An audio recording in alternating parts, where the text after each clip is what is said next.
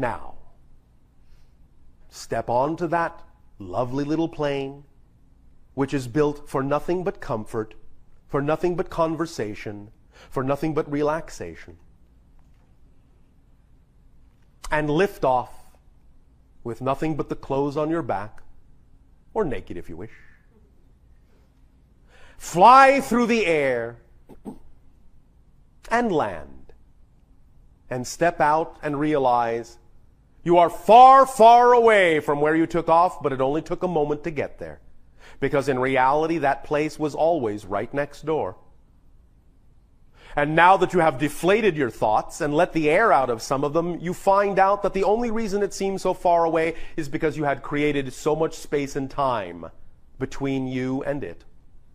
When in fact, there's really no space and time between you and it at all.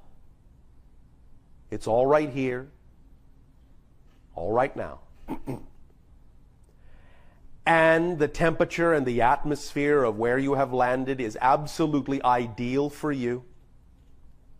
And amazingly enough, ideal for every other passenger that arrives, even if it is different from yours. It is a marvelous, multidimensional place that adjusts itself to everything you enjoy, personally and automatically. And believe me, in the universe, even in the physical plane, there actually are such places that can accomplish this. Where no matter how many people go to a location, everything about the location adjusts itself automatically to every single individual, no matter how different it may be from the individual standing right next to them. So you are at one of these universal resorts that knows you exactly who you are, reads your vibration like a book, and exactly reflects the knowing part of yourself, the deserving part of yourself, the loving part of yourself, the creative part of yourself, and reminds you that these are actually not parts, but that these are states of being that are the whole of who you are when you choose to be. It reminds you of this constantly. It bathes you in a vibrational atmosphere of constant support of being totally who you are at every moment, without worry, without thought, without control, without manipulation, without scheduling, without time. Everything unfolds perfectly, perfect timing. You find yourself interacting with whom exactly you need to interact with, when you need to interact with them.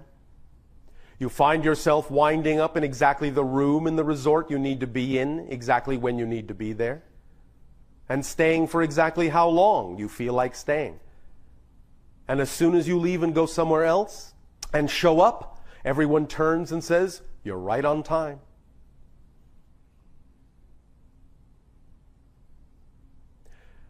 Let yourself understand that this place symbolizes and represents your true natural self, your instinctive self.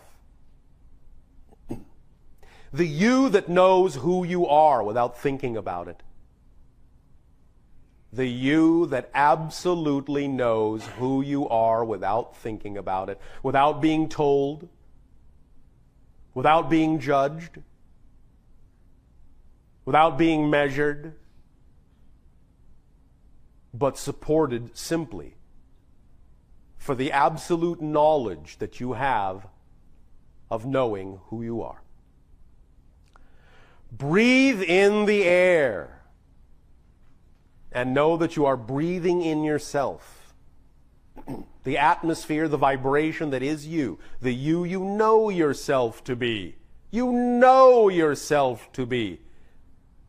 Without the fuss, without the muss, without the 1,000 little thoughts that you have agreed to allow yourself to nag yourself with about how you should be this and how you should be that. in order to be better, in order to be worthy, in order to be deserving, in order to be wanted, in order to be loved, in order to be taken seriously, in order to be thought of as having a place in existence. To earn your place in the world. Nonsense. Were that you didn't deserve it, believe me, believe me, believe me, you wouldn't exist. Do what you want to do because you love to do it. The expression of being yourself as fully as you can is the only coin you need. And it is what will allow abundance to come to you in whatever form it needs to, coin or otherwise, that represents the path of least resistance to being yourself. You are abundant because all that is the very essence of abundance itself. And if you think all that is would create you, and that there would not be enough for you, you have a very poor picture of all that is. And you are making poverty out of abundance by seeing all that is as that poor in its creation, that it could somehow create you and leave you out of the ability to be supported by its abundance. It has allowed you to experience that idea, but you are creating whatever poverty you create from your abundance. Even if it's an abundance of poverty, it's still abundance. You have everything in that sense already. All you have to do is allow yourself to be who you are, to see that, to know that clearly. Just be who you are. And the reflection from the universe will be clear. But do it without expectation of reflection, for then you are standing outside of your knowingness once again. Stay within your knowingness. Choose the state you wish to express, because you have no other choice, because that's who you are. Not because it will get you this, not because it will get you that, but because it's who you are. That declaration is all that's necessary for the universe to respond to you as fully. So you don't have to make it conditional. I'll be this if I get that. If I get that, I'll be this. When you make it conditional, the universe can only reflect conditional experiences to you. Make it unconditional. Make it unconditional. That you are willing to be who you are because that's who you are. There's no other choice. Make it unconditional. And if you make it unconditional, you will have the unconditional experience itself from all that is. Take a deep breath, unconditionally, and let it out unconditionally.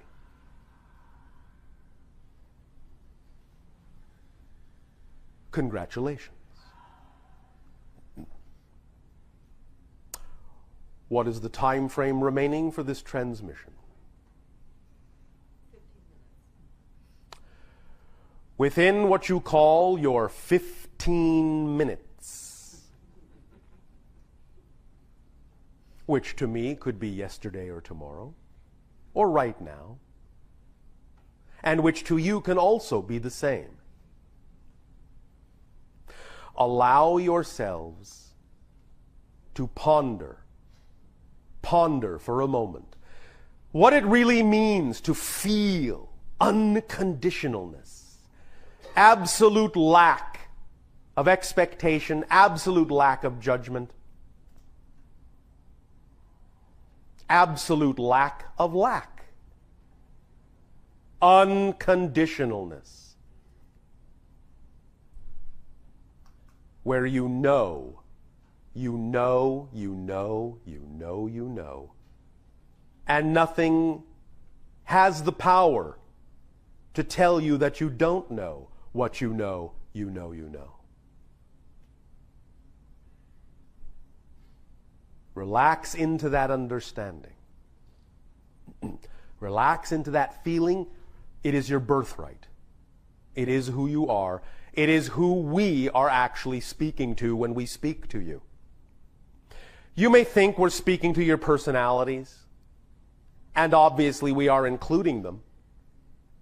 But the direct communication is from who we know we are to who we know you are. It is between our knowing selves. So in that you have co-created this interaction.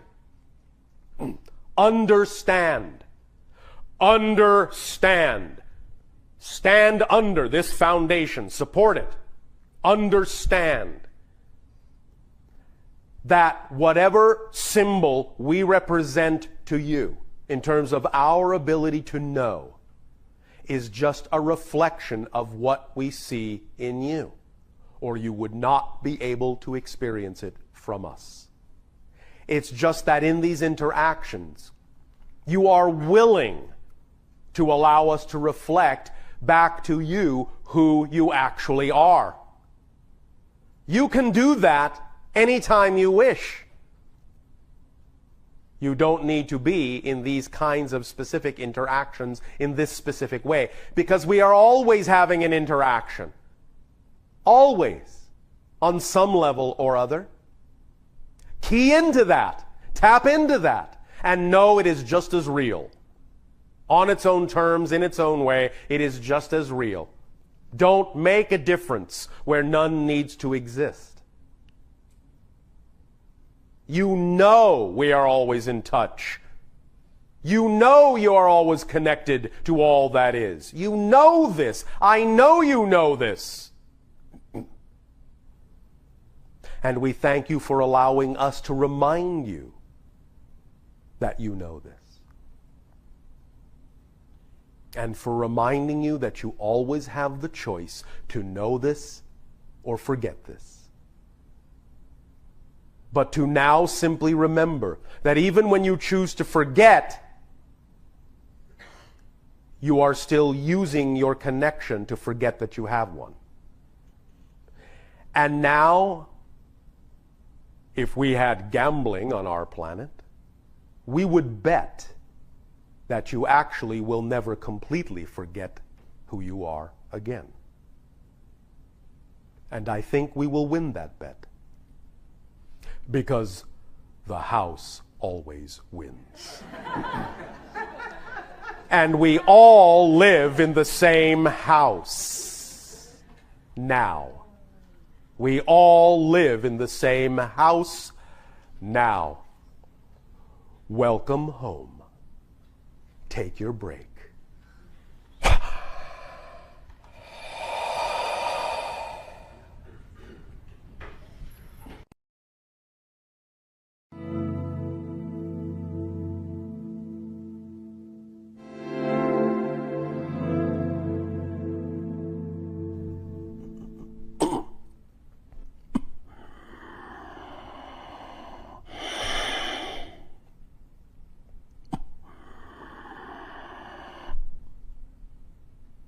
All right, I'll say let us conclude this transmission with any clarifications and questions that you may have about any of the material that has already been delivered. Are there questions? All right, organize yourselves into question mode.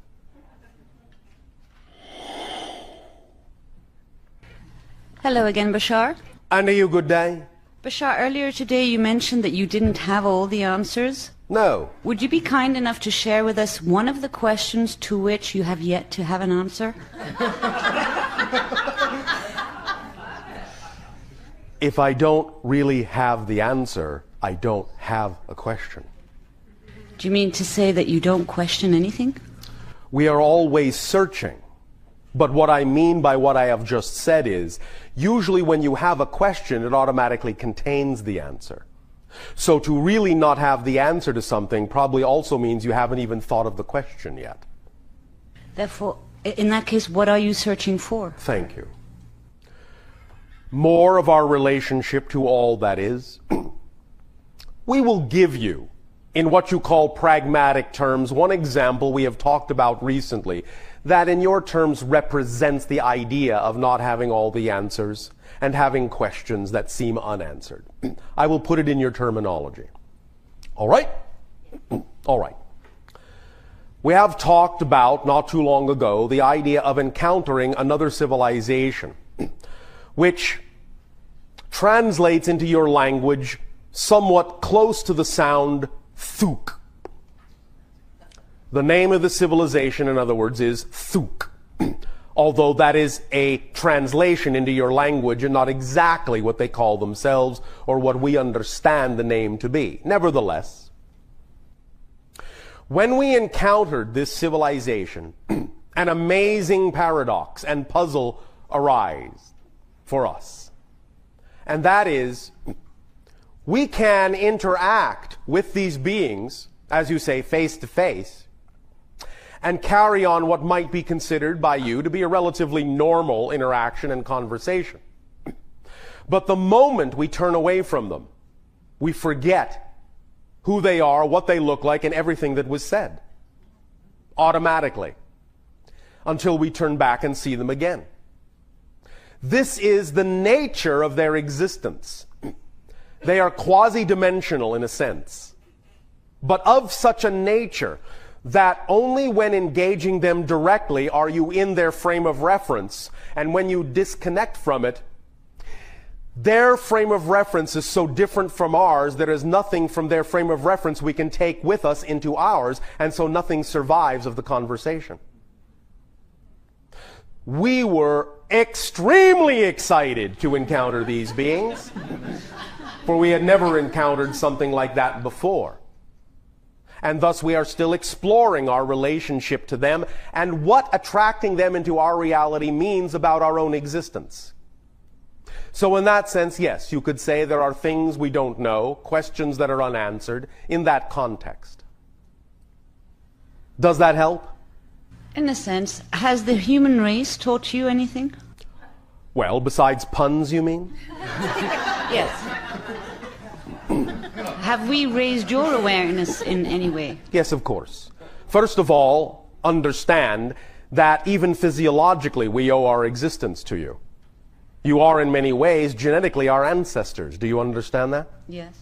Therefore, you have given us life. Great, great, great, great, great, great, great, great, great, great grandmother. What about spiritual awareness? The idea of spiritual awareness is that every single time you allow yourselves to interact with us and co-create these interactions with us, you open up for us a new understanding and a new perspective of another way that all that is has of expressing itself that we have never encountered before. So any interaction with you is a spiritual revelation to us in terms of a new perspective, a new point of view, a new expression that all that is has that we can then add to our overall understanding of all that is and our relationship to it and your relationship to it. So interacting with anyone, including humans on earth, is always an eye-opening and spiritual expansion for us. Thank you. Thank you. Does that help? Thank you. Hello, Bashar. And to you, good day. The planet Earth recently, I believe it was March, I may stand corrected on that, we experienced a tremendous, what we term catastrophe, in the form of a tsunami. Yes. And from what little reading that I've done on it, it had very far-ranging effects. Yes. Much to the liking of the planet has been oscillating for 20-minute cycles, yes, like a month after the event. Yes. and obviously it took a lot of lives. Yes. Did a lot of damage. Yes. What effects has that produced on our planet on a psychological level, on a spiritual level? What kind of, has it opened gates? What is this event all about? All right, thank you. As we have discussed many times, the idea is that you will go through the transition on your planet in a number of ways, depending upon the different belief systems and levels of things that people on your planet believe are possible in order to experience such transitions. Many of you may know that transition is inevitable, but may not necessarily know how to experience it other than in a few certain kinds of ways, such as the idea of physical cataclysm and so forth, may be the only way some people have of translating the idea of that magnitude of transition in a way that makes sense to them. In other words, if it doesn't really actually have a physical impact on your planet, they will not necessarily think that things are changing in a powerful way. Also, many people have, in some senses, set up the kind of timing that they have for how long they will be physical on Earth. And they want to create, in certain ways, situations that will act as mechanisms to allow them to transition from physical to non-physical reality. And so they are recognizing that they are still willing to create the idea of certain methodologies that you might call catastrophes to take them out when the timing is right. Because they cannot necessarily imagine that they will know consciously how to do that on their own, and so they rely on the automatic mechanisms of the planet to do it for them. You follow me? Yes, I do. Now, do also understand that, again, like anything, it can serve double duty. And it depends on the vibration of the person and why they are choosing to attract themselves to that experience in terms of what it is they will get out of it. Because certainly there can be people who are right in the midst of even something that seems to be a catastrophe who will be absolutely unaffected in a negative way. You follow me? Yes. Thus, then, what they get out of it will be, of course, what they put into it and the reasons for which they have created their presence in that area, which could be as simple as being around to help. But again, everyone will have their own story as to how they relate to that particular event. However, understand, as we have said, that it does, in fact, serve double duty in many different ways. And one of the most powerful things it has actually done is that it affected the economy of all of the countries that it hit, but not necessarily in a negative sense. That particular tsunami dredged up from the bottom of the ocean floor vast deposits of titanium and deposited it on the shores of all the countries that it hit. It left so much titanium on the shore that it has actually boosted the economy of every single country it has hit for years to come. You understand? Yeah, that's good. Therefore, you can always understand that there are many, many, many different kinds of effects that any event creates, and it's really going to be up to the vibration of the people and why they would attract themselves for the reasons of their own personal stories and how they experience that event. Does that make sense? It does. One of the reasons I asked that question is the fact that with the events like this, as time unfolds, yes, it seems as though the response to an event like that is becoming more planetary. Yes. As opposed to more of an, it's just an isolated event that happened in Africa that, okay, we'll let them deal with it. But you now have squarely illuminated another opportunity, because your planet is changing sociologically in many different ways, becoming more global.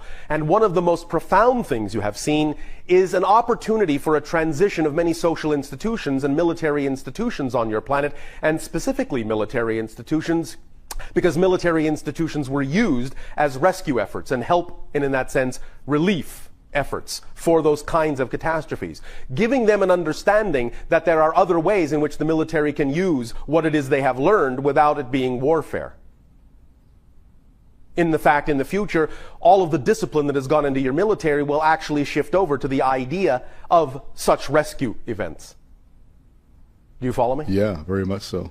So yes, you are using these things also to retrain yourselves. Yes. That's great. And one last quick question. This has been a very awesome weekend. Awesome. All right. And I appreciate your presence here. I am not there, but thank you for the sentiment. Yeah, right. Do you have any tips as to ideas, suggestions as to how, in this coming week or so, how we can best integrate this material, besides leading our normal lives and doing what excites us, how we can best let this sink in. So besides everything I've already said. Yeah, besides all that. Exactly, yeah. I see. All right. One moment. Do you have a favorite location on the planet that you haven't been to in a long time or have never been to but always wanted to go to? That's funny you asked that because... Is it? Yeah. Oh, I guess it must be since they're all laughing. Because...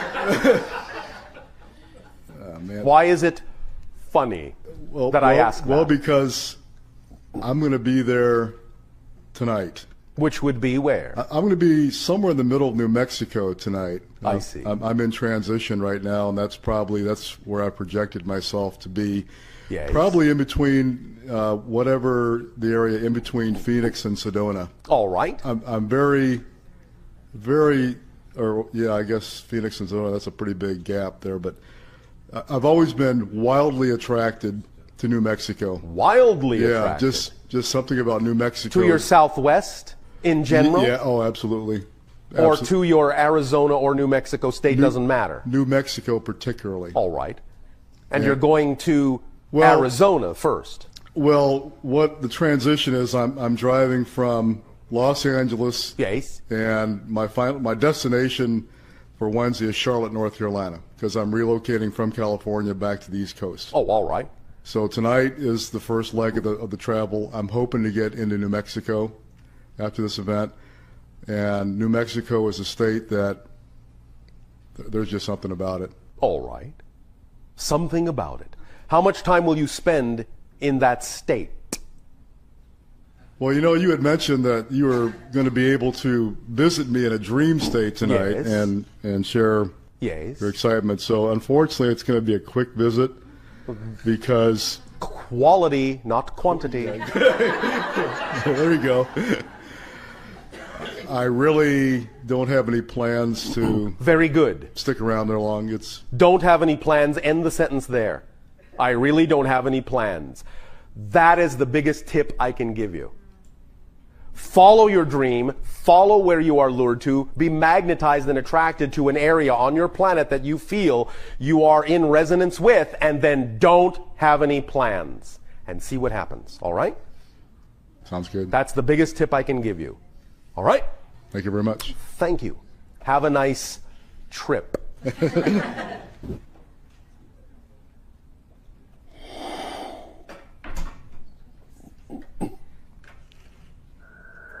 Hi, Bashar. And to you, good day. I'd like to ask you, with regard to, well, we've been talking a lot about earth changes and yes. The way that our civilization is eventually going to be changing. And I'd like to know if you can comment about the fate of some of the very large cities in this country, especially Los Angeles. The fate? Well, yes. What I have in mind is yes. a couple of things. You have some fate in mind for them? No, I don't think it's my idea, but really, are you sure? You're the one saying it. Well, okay. Yes. Okay. There are is you something. Catching my drift? Well, let me just try to clarify this a little bit. Oh, all right. I'll let you. The I Am America, I believe it's the I Am America maps. Yes. Which probably a lot of people are familiar with, show this area eventually, and I'm not sure of the time frame they have in mind, but show this area as a series of islands. Yes, I know. At some time, I know what you are referring to. And what reality are you going to choose to vibrate to? Well, that's another issue. No, it's not. That was my earlier point. You bringing this up means you are resonating to an idea here, and I am calling your attention to the fact that you're resonating to an idea here you may actually prefer not to resonate to, so that you don't attract yourself to a reality experience you don't prefer. Well, what version of Earth do you wish to resonate to? all right, well, getting back to actually what is the more important part of this, which it does have to do with my perception. Yes. I've had a lot of mystical experiences, you might say, and in one of them, when I'm shown pictures of Yes. wonderful pictures of Yes. what our civilization can look like. Yes. Which is really, really beautiful, abundant, balanced, and all of that. And? In that picture, Yes. when I have kind of asked, well, it's not a picture that includes cities such as ours where there is very little greenery, there is no ability to Yes. self-sustain, really, Yes. Yes. and so forth. It's just, they're kind of like either not there, or there seems to be a suggestion that they still do exist, but that there is a different type of society inhabiting those cities where they're still kind of buying into that pattern and not Yes. having a very happy time of it. Yes. And I've been puzzled about this. Is it that they don't exist anymore, or that we've had this sort of separation where we can be drawn into a reality that Your we find? confusion is because you're actually looking at a transitional reality. In other words, the idea of a reality transitioning from one to another is itself a reality. And you are standing squarely in between two ideas and experiencing that reality of transition itself, and that's where the confusion is coming from. Eventually, we perceive that your reality on Earth will be somewhat closer to our reality on my world, where it is mostly green, and there are not large built-up cities. Not because they have been destroyed, but because in that sense, they have been deconstructed. Yes, that's what I would say. That was the suggestion, that they had been deconstructed. Yes. And this eventually will occur, not in your present lifetime. The idea of the scenario that you are picking up, to get to that point on Earth, you are looking at about 2,000 years down the road. Wow. Do you follow? Yeah, I was hoping it was sooner, but you know. The beginnings of it are right now, but the final vision of that idea is about 2,000 of your years down the road. Do you follow that? Yeah. Thank you, because I have wondered about the time frame of what I was shown. Yes. Now, the other thing to understand is that about 1,000 years down the road, humans will be making a decision.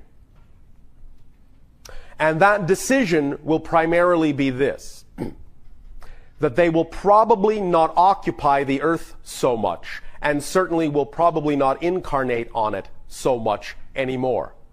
They will allow another race to begin to occupy what is going on the Earth, and let them decide what kind of habitations they require.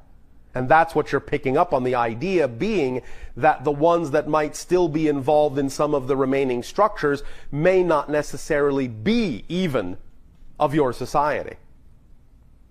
They may be on their own path, using Earth for their own lessons and their own experiences, now that humans, in a sense, have moved up a notch. Many humans in spirit will remain connected to the Earth to act as guides for the new civilization that will birth itself upon the Earth for their own experience, the beginning of their own journey. You follow? Yes, but this very balanced, green, and abundant society where there's communication between species and, Yes. and all of this, is this... This will begin shortly, But is it Earth or is it another version of Earth? Well, what's the difference? Well, in other You're words... in another version of Earth right now. You're in another version of Earth right now. You're in another version of Earth right now. You're in another version of Earth right now. You're in another version of Earth right now. Okay. So, of course, it's another version of Earth. But you threw me a second ago when you mentioned about something that would a decision 1,000 years down the line. Yes.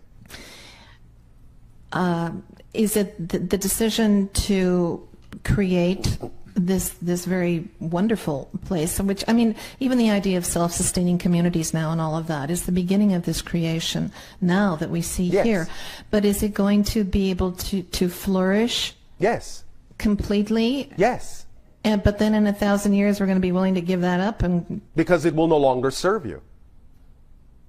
You will be cleaning the place up for someone else to come in. Well, the beings that I've seen inhabiting it they look they look a lot like us, but they're taller, thinner, Yes. It's not the same species, exactly, no. Oh, really? No. Really. It's not the same species. So it's not that we have just changed our evolutionary genetic pattern, it's a different species. Yes. And some of them are us and others are not, or what? Well, in a sense, yes, of course, because some of you may decide that incarnationally you wish to partake of their journey, and so you will become them. But some of you will not. Many of you will not. Many of you will move on to other places, other levels, other dimensions. But will it be, in a sense, a kind of gift to them that Yes. we are giving them a really wonderful, beautiful place? Yes. You're cleaning up your house so the next tenant will have a nice place to move into. But the beginning of this will occur in your lifetime in the sense that as we read the energy now, somewhere between your year of 2025 and 2033, there will begin open contact between humans on Earth and what you call us, extraterrestrials. And it will be the beginning of a relationship where Earth begins to join in what is called the Interstellar Alliance. And in that sense will also then gain new understanding of its relationship to the Earth, new understanding of its relationship to its cosmic family, new understanding in that sense of all the things it can do to assist other races also coming up the ladder, so to speak, in their evolutionary journey. You will be in that sense taking on new tasks. You will see your position in a new way, taking on new responsibilities you have heretofore not even dreamed of doing. And so by that year, as you call it, 3000, you will be basically getting your house in order to move on to a whole other new level. And therefore, another 1,000 years after that, what you are seeing as the idea of the deconstructed Earth will really be the first 1,000 years of the new society that is going to, in that sense, use Earth as its starting point for another journey. You follow me? Yes. Does that help you? Oh, terrifically. Thank you. All right. Could I ask one question, which I wish... Well, that was a question, so I guess you can. I'm confused between the Buddhist and the Hindu and the Christian concept of what the soul is. Yes. The Hindus believe that as we evolve, we never lose our... that we are all... a part of God with its own innate individual existence that we never lose, that we maintain a point of spiritual integrity and individuality throughout our infinite journey. Yes. The Buddhists, on the other hand, believe that that individuality and the individual soul is basically an illusion. Yes. And that there is no such thing. Yes. It's the drop going into the ocean, does it remain a drop as it participates in the ocean, or does it simply disperse? Do you remember when we talked about the idea of this and that as opposed to this or that? Yes. Then what does that mean? So it is what the Hindus say is the non-difference difference. And? And what? Not or, and... And it's also what the Buddhists say, and it's also what the Christians say, and it's also what the Jews say, and it's also what the Muslims say, and it's all true depending upon the level from which you are perceiving it. So they're just perceiving the same thing from different perspectives in different ways and symbolizing them from those perspectives. They're all true from their perspective. And that means they're all true. Because everything within God that you can imagine is somewhere real.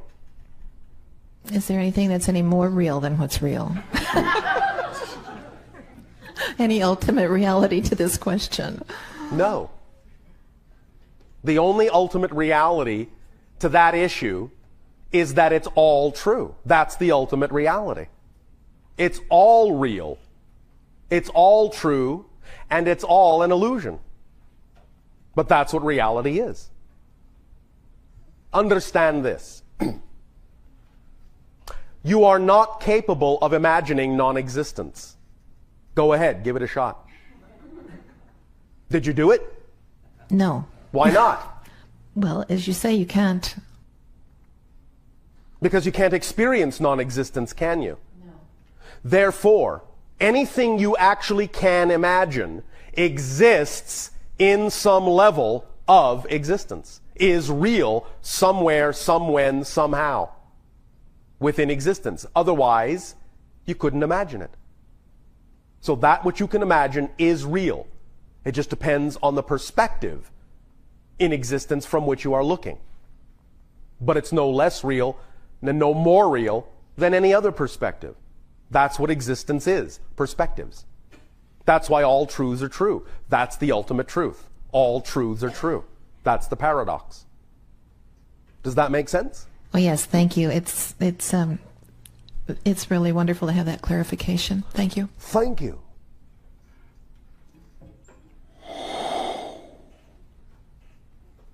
Of course, you don't have to take my word for it. Hello. And to you, good day. Two thoughts, please.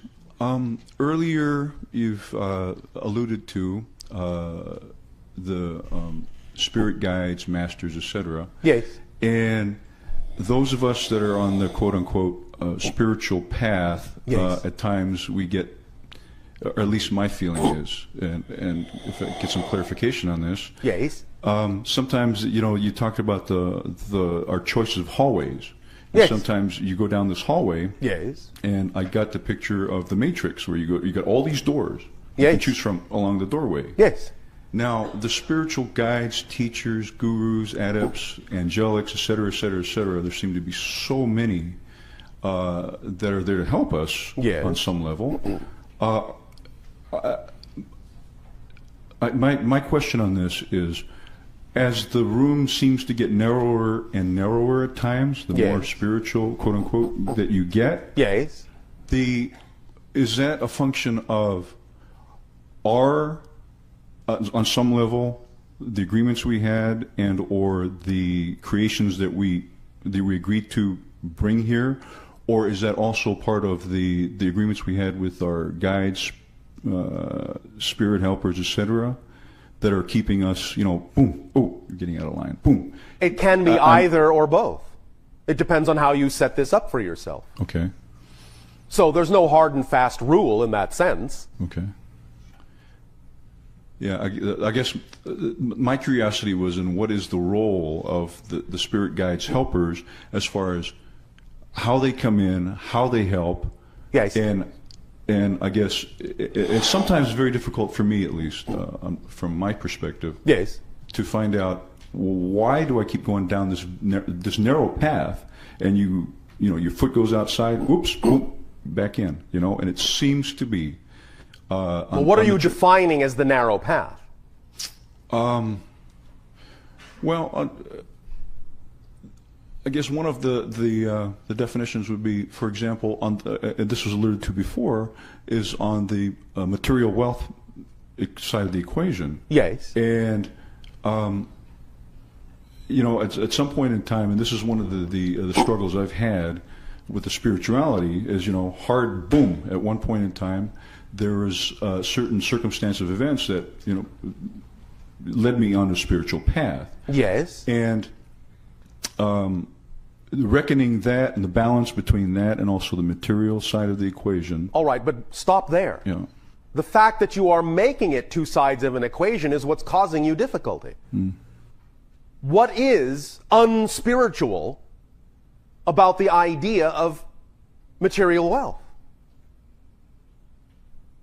There's nothing unspiritual about it. Well, then why is there a differentiation between the idea of material wealth experience and walking a spiritual path experience? Why does those ideas seem to be placed in two separate terminologies instead of all being part and parcel of one experience? Right. No, I understand. Yes. Which leads me to my next question, my final question, was to integrate that, because between my ears, I understand that. Between your ears, between all right. my ears. And but not in your very... In the heart. There's a heart chakra. Right. For me, it's about, as you've explained, the experiential.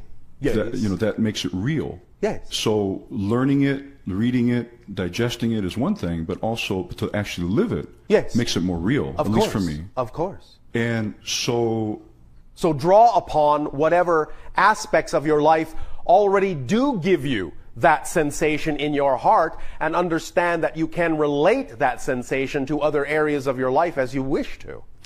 Now, if there's a block, chakra, blockage in the heart chakra, is that a reality as far as... It's a definition. Okay. So it is a definition. There are no blockages except as you define them. As we define them. Thank you. Okay. So find the definition that makes you think there's a blockage. And I thought there was a blockage there for both sides of the equation, the material versus the spiritual. Yes. Let me put it this way. What you all often refer to as a blockage really might better serve you to be labeled as process. In other words, there is something there you need to get in touch with. Mm-hmm. That's what you're aware of. It's not really a blockage. But what it is, in a sense, is a part of your consciousness saying, look at this. You need to look at this. There's something here you need to look at if you really want to incorporate and integrate this idea into yourself to become more holistic. Then look at this. Look at this. Mm-hmm. Look at this. So what you experience as a blockage is more of the idea of a focus that your consciousness, your overall consciousness, is doing to your personality and saying, no, don't look there, look here. No, don't look there, look here. This is where you need to focus.